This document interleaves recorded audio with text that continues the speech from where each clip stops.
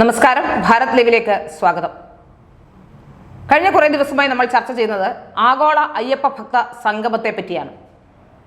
ആഗോള അയ്യപ്പ ഭക്ത സംഗമം ദേവസ്വം ബോർഡിന്റെ 75ാം വാർഷികത്തോടനുബന്ധിച്ച് സംഘടിപ്പിക്കുമ്പോൾ ഇതുമായി ബന്ധപ്പെട്ട് ഉയർന്നു വരുന്ന ഇരട്ടത്താപ്പുകളാണ് ചോദ്യം ചെയ്യപ്പെടുന്നത്.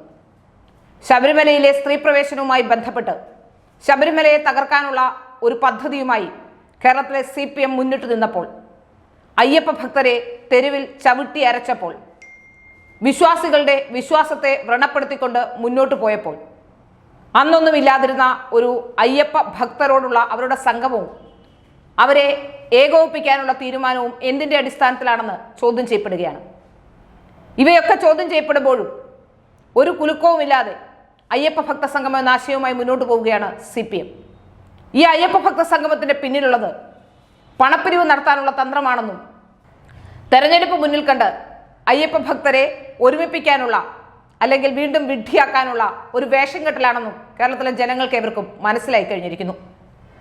NSSും SNDPയും പോലുള്ള സംഘടനകളെ അടക്കം ക്ഷണിച്ചുകൊണ്ട് സുരേഷ് ഗോപിയെ കൂടി പങ്കെടുപ്പിക്കാൻ വേണ്ടി സുരേഷ് ഗോപിയെ ക്ഷണിച്ച്, അതുപോലെ തന്നെ VD സതീശനെയൊക്കെ ക്ഷണിച്ച് കൊണ്ടാണ് ദേവസ്വം ബോർഡ് മുന്നോട്ട് പോകുന്നത്. ആരൊക്കെ അയ്യപ്പ ഭക്ത സംഗമത്തിൽ പങ്കെടുക്കുമെന്നുള്ളത് മറ്റൊരു കാര്യം. ഏതായാലും അയ്യപ്പ ഭക്ത സംഗമം എന്ന പേരിൽ ഇപ്പോൾ നടത്തുന്നത് വാണിജ്യ താല്പര്യങ്ങൾക്കാണ് ഇത്തരത്തിലുള്ള ഒരു അയ്യപ്പ ഭക്ത സംഗമം നടത്തുന്നതെന്ന് ജനങ്ങളേവരും പറഞ്ഞു തുടങ്ങി. ശബരിമലയുടെ പവിത്രത നശിപ്പിക്കാനും അവിടെ ചില നിർമ്മാണ പ്രവർത്തനങ്ങൾ നടത്താനുമൊക്കെ, അല്ലെങ്കിൽ അത്തരത്തിലുള്ള കാര്യങ്ങളിലേക്ക് ധനസമാഹരണത്തിനുള്ള ഒരു മാർഗമായാണ് ഇപ്പോൾ അയ്യപ്പ ഭക്ത സംഗമം എന്ന രീതിയുമായി മുന്നോട്ട് വരുന്നത്. അയ്യപ്പ ഭക്ത സംഗമം എന്ന പേരിൽ ഈ സംഗമം സംഘടിപ്പിക്കുമ്പോൾ ഏതെങ്കിലും വിശ്വാസങ്ങൾക്കോ അല്ലെങ്കിൽ ഏതെങ്കിലും ഹൈന്ദവ വിശ്വാസങ്ങളെ CPM ഇന്ന് വരെ അംഗീകരിച്ചിട്ടുണ്ടോ എന്നുള്ളതാണ് പ്രസക്തമായ ചോദ്യം. മറ്റെല്ലാ വിശ്വാസങ്ങളെ അംഗീകരിക്കുകയും മറ്റെല്ലാ വിശ്വാസങ്ങൾക്ക് വേണ്ടി നിലകൊള്ളുകയും ചെയ്യുമ്പോൾ ഹൈന്ദവരുടെ വിശ്വാസങ്ങളെ തീർത്തും അവഗണിച്ചുകൊണ്ടാണ് കഴിഞ്ഞ കാലഘട്ടങ്ങളിലെല്ലാം CPM പ്രവർത്തിച്ചിട്ടുള്ളത്. ഭൂരിപക്ഷം വരുന്ന ഹൈന്ദവരെ അവരുടെ വിശ്വാസങ്ങളെ ഹനിക്കുന്നത് കൊണ്ട് തന്നെ തിരഞ്ഞെടുപ്പുകളിലൊക്കെ തിരിച്ചടി ഉണ്ടാകും എന്ന ധാരണയും, അതുപോലെ തന്നെ അയ്യപ്പ ഭക്ത സംഗമം നടത്താനുള്ള കാരണങ്ങളിലൊന്നായി വ്യാഖ്യാനിക്കപ്പെടുന്നുണ്ട്. ഏതാണ്ട് അത് ശരി തന്നെയുമാണ്. കേരളത്തിൽ CPMന്റെ നിയന്ത്രണത്തിലുള്ള സർക്കാർ അധികാരത്തിൽ വന്ന അന്നു മുതൽ ഓണമടക്കമുള്ള ആഘോഷങ്ങൾ ആഘോഷിക്കരുത് എന്ന് സർക്കുലർ വരെ ഇറക്കിയിട്ടുണ്ട് പിണറായി വിജയനും കൂട്ടരും. പക്ഷേ ഇപ്പോൾ അയ്യപ്പ ഭക്ത സംഗമം എന്ന് പറഞ്ഞ് മുന്നോട്ട് വരുന്ന 2 തെരഞ്ഞെടുപ്പുകൾ മുന്നിൽ കണ്ടാണെന്ന കാര്യത്തിൽ സംശയമൊന്നുമില്ല. ശബരിമല സംഭവം ഉണ്ടായ ശേഷം അത് കോൺഗ്രസിന് വലിയ രീതിയിൽ ഗുണം ചെയ്തു പിന്നീട് വന്ന തെരഞ്ഞെടുപ്പുകളിലെന്ന് നമുക്ക് ഏവർക്കും അറിയാം. ഒരുപക്ഷെ അയ്യപ്പ ഭക്തന്മാരെ അവരുടെ വികാരങ്ങൾക്ക് വേണ്ടി മുന്നിൽ നിന്നത് BJP ആണെങ്കിൽ കൂടി CPMനെ തകർക്കുക എന്ന ലക്ഷ്യത്തോടു കൂടി കേരളത്തിലെ ഭൂരിപക്ഷ വിഭാഗമെല്ലാം അതിന് ബദൽ എന്ന രീതിയിൽ കാണുന്നത് ഒരുപക്ഷെ ജയിക്കാൻ സാധ്യതയുള്ള കോൺഗ്രസിനെ ആയതുകൊണ്ടായിരിക്കാം അന്ന് അത്തരത്തിലൊരു നീക്കമുണ്ടായത്. എന്നാൽ ഇന്ന് BJPയുടെ അവസ്ഥയും മാറിയിരിക്കുന്നു. BJPക്ക് വലിയ രീതിയിൽ BJPയിലേക്ക് ആളുകൾ ഒഴുകിയെത്തുന്നു.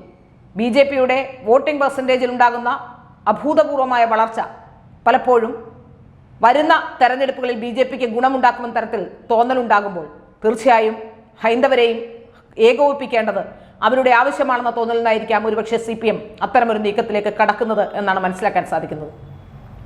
ഏതായാലും കഴിഞ്ഞ നാളുകളിലൊക്കെയായി അയ്യപ്പ ഭക്ത സംഗമവുമായി ബന്ധപ്പെട്ട് വിവിധ തരത്തിലുള്ള വാർത്തകൾ വരുന്നുണ്ട്. അയ്യപ്പ ഭക്ത സംഗമത്തിൽ പങ്കെടുക്കുന്നതിനായി ഓരോരുത്തരും അടയ്ക്കേണ്ട തുകയെ സംബന്ധിച്ചും അത്തരത്തിലുള്ള അവിടെ പങ്കെടുക്കുന്നവരുടെ മറ്റുള്ള കാര്യങ്ങളെ സംബന്ധിച്ചുമൊക്കെ ചർച്ചകൾ മുന്നോട്ട് വരുമ്പോഴാണ് നമുക്ക് മനസ്സിലാക്കാൻ സാധിക്കുന്നത് വാണിജ്യ താല്പര്യത്തോടു കൂടി തന്നെയാണ് അയ്യപ്പ ഭക്ത സംഗമം സംഘടിപ്പിക്കുന്നതെന്ന്. ശബരിമലയുടെ വികസനത്തിലാണെങ്കിൽ നേരത്തെ തന്നെ മാസ്റ്റർ പ്ലാൻ നിലവിലുള്ളതാണ്. അത്തരം വികസനങ്ങളിലേക്കോ അത്തരം കാര്യങ്ങളിലേക്കോ ഒന്നും കടക്കാതെ എന്നും ശബരിമലയെ ഒരു വലിയ വിവാദ കേന്ദ്രമാക്കി നിലനിർത്താൻ കഴിഞ്ഞ കാലഘട്ടങ്ങളിലെല്ലാം CPM ശ്രമിച്ചിട്ടുമുണ്ട്. അതിൻ്റെ അവസാനത്തെ ഉദാഹരണമാണ് ഇവിടുത്തെ വിശ്വാസികളായ വിശ്വാസികൾ തെരുവിലിറങ്ങി നാമജപം നടത്തുമ്പോൾ അവർക്കെതിരെ കേസെടുത്തത്. ശബരിമല സമരം ഒരു അക്രമ സമരമായിരുന്നില്ല. നാമജപ ഘോഷയാത്രയും അത്തരത്തിലുള്ള ഗ്യാതറിങ്ങുകളും ഒക്കെ ആയിരുന്നു എന്ന് നമുക്ക് ഏവർക്കും അറിയാം. പക്ഷേ അതിനെ പോലും കേസിനുള്ള ആയുധങ്ങളാക്കി വലിയ രീതിയിൽ, അതായത് ജാമ്യം പോലും ലഭിക്കാത്ത രീതിയിലുള്ള വകുപ്പുകൾ ഇട്ടുകൊണ്ട് കേസെടുക്കുകയും ആ കേസുകൾ പിൻവലിക്കും എന്ന് പറഞ്ഞിട്ടും ഇതുവരെ അത്തരത്തിലുള്ള കേസുകൾ പിൻവലിക്കാതിരിക്കുകയും ഒക്കെ ചെയ്യുന്നത് നമ്മൾ കണ്ടതാണ്. എന്നാൽ നമുക്കറിയാം മറ്റ് ചില സഭകളും മറ്റും ഉണ്ടാക്കുന്ന പ്രശ്നങ്ങൾ അല്ലെങ്കിൽ അത്തരത്തിലുള്ള പ്രശ്നങ്ങളിൽ മറ്റും സംയമനം പാലിക്കുന്നതും അത്തരം കേസുകൾ പിൻവലിക്കുന്നതുമൊക്കെ നമ്മൾ കാണുന്നതാണ്. ഏതായാലും അയ്യപ്പ ഭക്ത സംഗമം എന്ന പേരിൽ ഇവിടെ CPM നടത്തുമ്പോൾ വിശ്വാസ സംഗമം എന്ന പേരിൽ BJPയും രംഗത്ത് വന്നിട്ടുണ്ട്. വിശ്വാസങ്ങളെ ഹനിക്കുന്ന CPMന്റെ രീതിക്കെതിരായുള്ള പ്രതിഷേധം എന്ന രീതിയിൽ തന്നെയാണ് BJPയും രംഗത്ത് വന്നിരിക്കുന്നതെന്നാണ് മനസ്സിലാക്കാൻ സാധിക്കുന്നത്. ഏതായാലും ഈ അയ്യപ്പ ഭക്ത സംഗമം വാണിജ്യ താല്പര്യത്തോടെ തന്നെയും മാത്രമല്ല രാഷ്ട്രീയ വാണിജ്യ താല്പര്യങ്ങളോടുകൂടി തന്നെയാണെന്ന കാര്യത്തിൽ യാതൊരു സംശയവുമില്ല. അയ്യപ്പ ഭക്ത സംഗമം എന്ന പേരിൽ ആദ്യമേ തന്നെ ഈ സംഗമം സംഘടിപ്പിക്കുമ്പോൾ തന്നെ ഇതിന്റെ ഉദ്ദേശശുദ്ധിയെ സംബന്ധിച്ച് സംശയം എല്ലാവർക്കും ഉണ്ടായിരുന്നു. തമിഴ്നാട് മുഖ്യമന്ത്രി സ്റ്റാലിനെ മുഖ്യാതിഥിയായി പങ്കെടുപ്പിക്കും എന്നായിരുന്നു പറഞ്ഞിരുന്നതും. ഏതായാലും തമിഴ്നാട് മുഖ്യമന്ത്രി സ്റ്റാലിൻ ആരാണെന്ന് നമുക്ക് എവർക്കും അറിയാം. ഹൈന്ദവരുടെ വിശ്വാസങ്ങളെ തീർത്തും അവഗണിക്കുന്ന സ്റ്റാലിനെ അയ്യപ്പ ഭക്ത സംഗമത്തിൽ കൊണ്ടുവരുന്നത് എന്തിന്റെ അടിസ്ഥാനത്തിലെന്ന ചോദ്യവും ഉയരുകയാണ്. നമുക്കറിയാം, ദേവസ്വം ബോർഡിന്റെ ക്ഷേത്രങ്ങളിൽ തന്നെ 1200ഓളം ക്ഷേത്രങ്ങൾ കേരളത്തിൽ ഒട്ടാകെയുണ്ട്. ആ ക്ഷേത്രങ്ങളിൽ ഒന്നും തന്നെ അതിൽ പല ക്ഷേത്രങ്ങളിലും വരുമാനമില്ല. വരുമാനമുള്ള ക്ഷേത്രങ്ങളെയും അതുപോലെ തന്നെ വാണിജ്യവൽക്കരിക്കാൻ സാധിക്കുന്ന ക്ഷേത്രങ്ങളെയും ഒക്കെ തന്നെയാണ് CPM ലക്ഷ്യം വെക്കുന്നത്. അതിൽ നിന്നും ക്ഷേത്രങ്ങളുടെയോ വിശ്വാസത്തിൻ്റെയോ ഒന്നും പ്രശ്നമല്ലെന്നും ആ ക്ഷേത്രങ്ങളെയോ വിശ്വാസങ്ങളെയോ ഒന്നും തന്നെ നന്നാക്കാനും അല്ലെങ്കിൽ അതിനെ പരിപാലിക്കാനുമല്ല ഒരു തരത്തിലും ഇത്തരത്തിലുള്ള അയ്യപ്പ ഭക്ത സംഗമം നടത്തുന്നതെന്ന് നമുക്കറിയാവുന്ന കാര്യമാണ്. അടുത്ത കാലത്ത് കടക്കലടക്കമുള്ള വിവിധ ക്ഷേത്രങ്ങളിൽ നടന്നിട്ടുള്ള പ്രശ്നങ്ങളിൽ ദേവസ്വം ബോർഡ് എടുത്ത നിലപാട് നമുക്കറിയാം. ഗുരുവായൂർ ക്ഷേത്രത്തിന്റെ കാര്യത്തിൽ നടന്നുകൊണ്ടിരിക്കുന്ന അലംഭാവം നമുക്ക് ഇവർക്കും അറിയാവുന്നതാണ്. പലപ്പോഴും പണം കൈയിട്ട് വാരുക എന്നതിനപ്പുറത്തേക്ക് വിശ്വാസങ്ങളെ സംരക്ഷിക്കാനുള്ള ഒരു നീക്കവും ഇവിടെ എങ്ങും നടക്കുന്നില്ല. ഇപ്പോൾ അയ്യപ്പ ഭക്ത സംഗമം എന്ന് പറഞ്ഞുകൊണ്ട് പുറത്തു വരുന്നതിന്റെ ഇരട്ടത്താപ്പ് കൂടി ചോദ്യം ചെയ്യുമ്പോൾ CPM എന്തിനു വേണ്ടിയാണ് നിലകൊള്ളുന്നതെന്ന് വ്യക്തമാകുന്നുണ്ട്.